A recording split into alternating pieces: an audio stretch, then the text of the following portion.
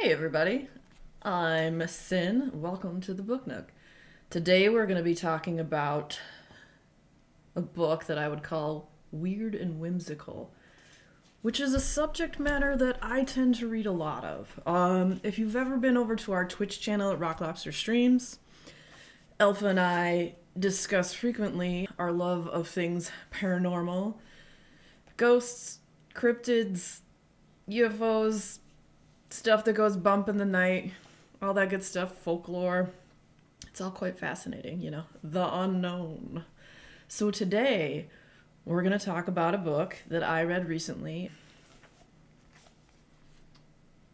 Great Lakes Monsters and Mysteries by Blair and Tim Ellis. I got this book when we went to the Michigan Paracon this past year in August, up in Sault Ste. Marie, Michigan. I watched their panel, and here, let's put that up there. It just makes it easier. I watched their panel, and I really enjoyed it. And I had never really thought about, there's the Loch Ness Monster, Nessie, over in Scotland.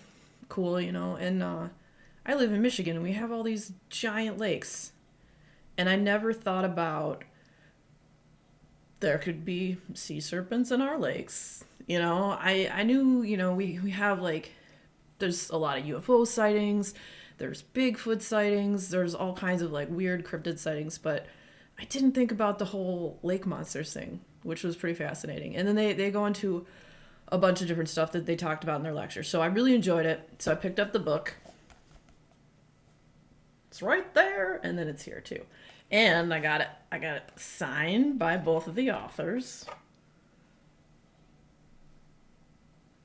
And I'll put that in the camera. One says stay spooky, and it's a weird world. Because it is, it's a weird world. So yeah, this book was super freaking awesome. It talks about and it's not just Michigan, all the surrounding areas that are around the Great Lakes.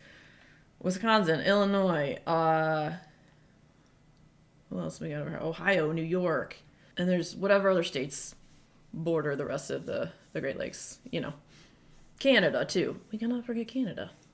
So yeah, so basically around Lake Ontario, Huron, Erie, Superior, and Lake Michigan.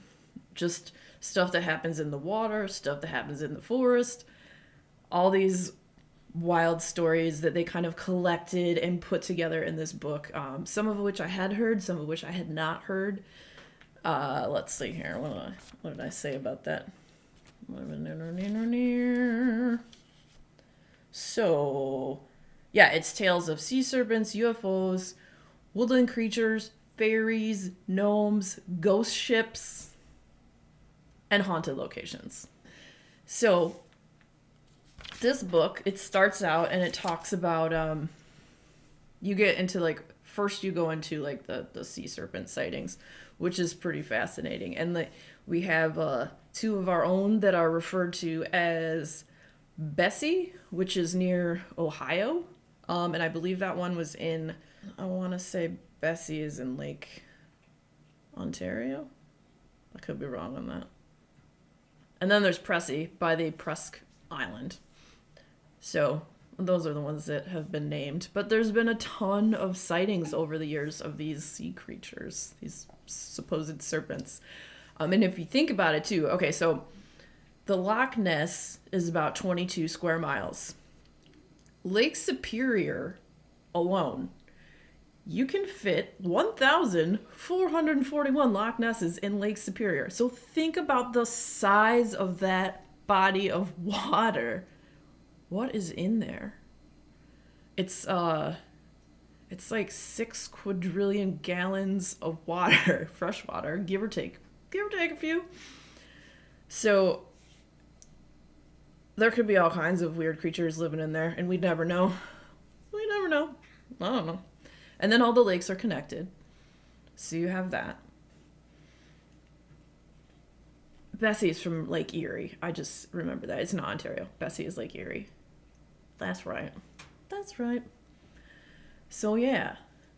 The first chapter opens up into that, and they talk about sea serpents. There's a giant water lynx. Which is a cat. It's called. I'm gonna say this name super wrong. Miss. How do you say it? If I were to guess, Mishibeshu. I'm probably butchering that name horribly, but that's a great water lynx that they talk about as one. And then also stuff that they've seen underwater, like in Grand Traverse Bay. What they found, and that's in Lake Michigan, they found stone structures similar to Stonehenge, which is right in the bay underwater, which is wild. Like all this crazy stuff. And also too, like the Great Lakes, there's so many shipwrecks in them, especially Superior. We have our own, they call it the Lake Michigan Triangle, and it extends from Manitowoc, Wisconsin, and then the west to Ludington, Michigan, and then down to the south in Benton Harbor. Planes have been lost there, ships have been lost there, strange lights they've seen, UFO sightings, ghost ships. I mean, just wild and very interesting, fascinating stories, you know? So there's just several years of these stories that have been collected in this book, and I really found it quite fascinating. And then, you know, after that, you get into the creatures of the forest. So you have Bigfoot, Wendigos, Michigan Dogman. I hope to never meet the Michigan Dogman. Worst best friend ever, according to John Tenney. Anyway. So the Michigan Dogman is basically, to me, what it sounds like is a werewolf. And I have read a whole separate book just on the Michigan Dogman before, and there was a sighting of the Dogman.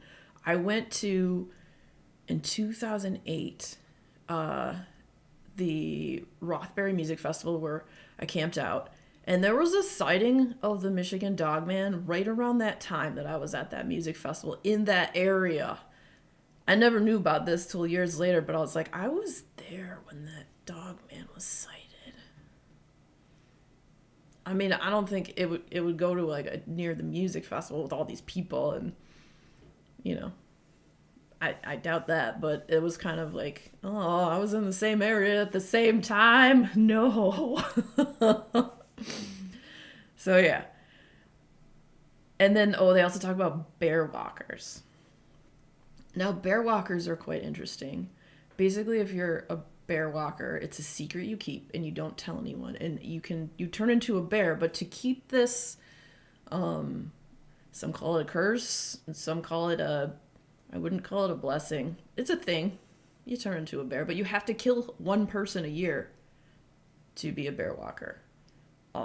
So I don't want to be a bear walker. But what happens when they're about to, like, when they feel like they're gonna leave this world, pass on from here, they go and they find some innocent person, and they go and they tell them that they were a bear walker. So that now passes on to the person they told.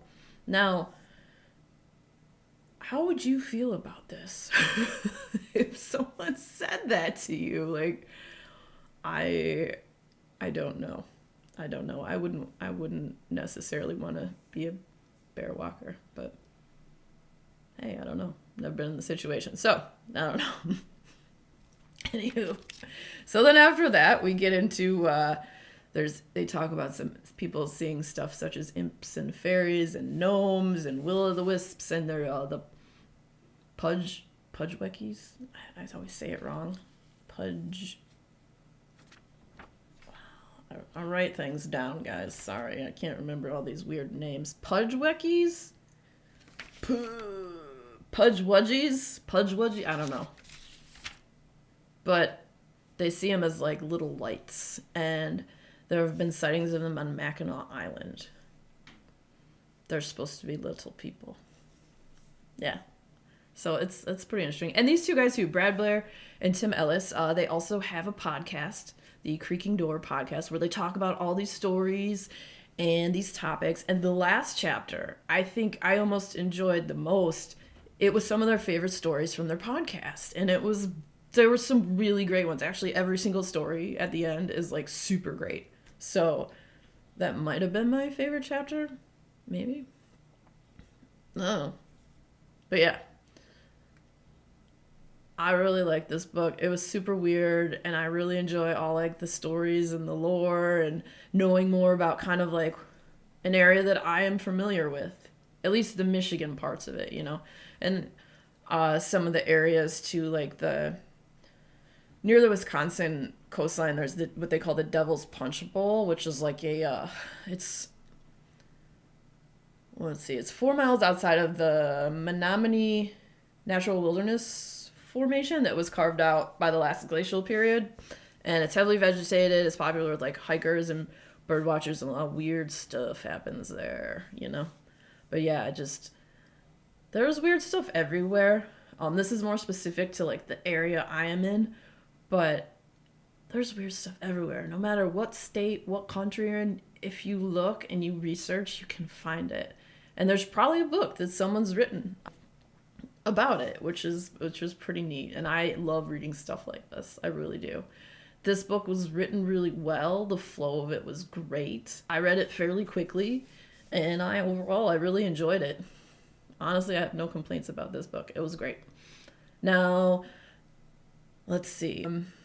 These two guys, their kind of history was like they grew up in the UP up north, and they were just fascinated by all of this stuff when they were younger. And then they came to make this group, the Upper Peninsula Paranormal Research Society. They formed that in 2000, and they're also a big part of the Michigan Paracon, one of the biggest paranormal conventions that is held every year in Sault Ste. Marie, which is super awesome. We've been to it twice and met a lot of really amazing people.